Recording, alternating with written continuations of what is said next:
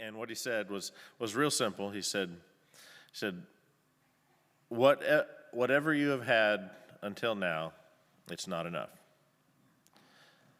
And he said that very loud and clear, and then he began to speak more that he said, this is a message that is always true to anyone, but he said, this is a message that is true for me personally, but he said, this is a word for the church at this time in history, that everything that the church has had up till now is not enough for what he wants to do. He desires to be able to use his church and put his church into places that they haven't understood before, and they aren't really seeing exactly where they're going to go. Not that no one has any vision or purpose in that, but that it is an unknown, and what we have till now is not enough it's not what we need for what we're going to encounter. So it's, like I said, it's a message that is always true, and we know we've heard it in different ways about, having your oil. You can't go purchase it when the time comes. You have to have it prepared ahead of time. But I felt God spoke this very, very clearly to me, that this is something each one of us, it's for each one of us, for our church and for the church universally, that if we don't seek it, if we don't deliberately do that with true intention, then we will find ourselves lacking. We will find it personally, as a church and as the church on the earth. God is calling us to reach out. It's available. What we need is readily available. God is trying to produce it in us.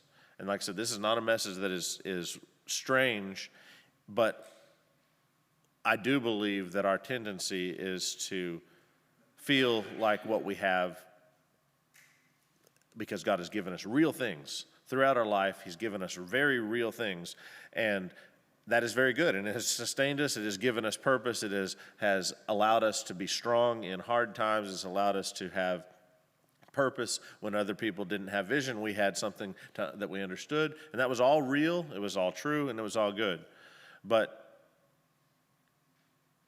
God is saying there is something, not one thing, there is a necessary outpouring that he's calling for his church, for us, and for us individuals. We must receive it in order to be equipped, in order to be prepared to deal with. And we look at things on the horizon. We look at different things. We have ideas and we have fears. And I'm not even going there with what I'm saying. I don't know what the future is going to hold. I'm not trying to predict anything like that. I'm just saying that's what God told me, and it was one of the most powerful moments I've ever experienced in His presence, and just with the intimacy and closeness. This is while I was working, and I really believe that this is something that each one of us needs to take to heart, really begin to pray and seek for, because God will open up when the doors of heaven are open. The storehouses, the things that we need are available, and but we have to seek for them. We have to reach out for them. They don't just appear in our hands.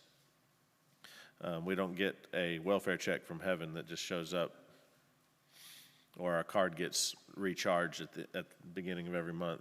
That's not the way it works. We actually have to go to God and actually demand it. That's what He says to do, to come boldly before His throne of grace. And we have to do that.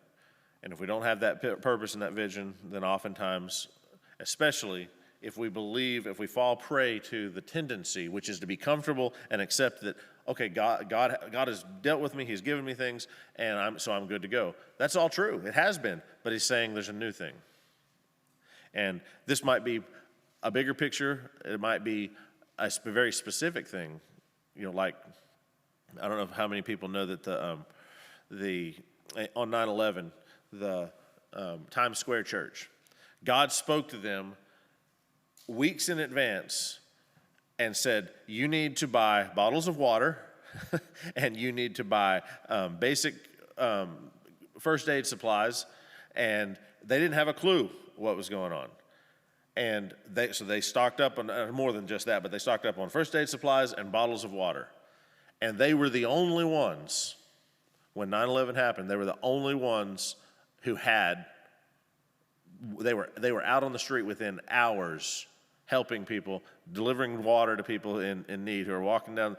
We saw that big cloud of dust that went down through, people. They were there on the street able to meet those needs within hours of 9/11 because God had spoken to them to do that.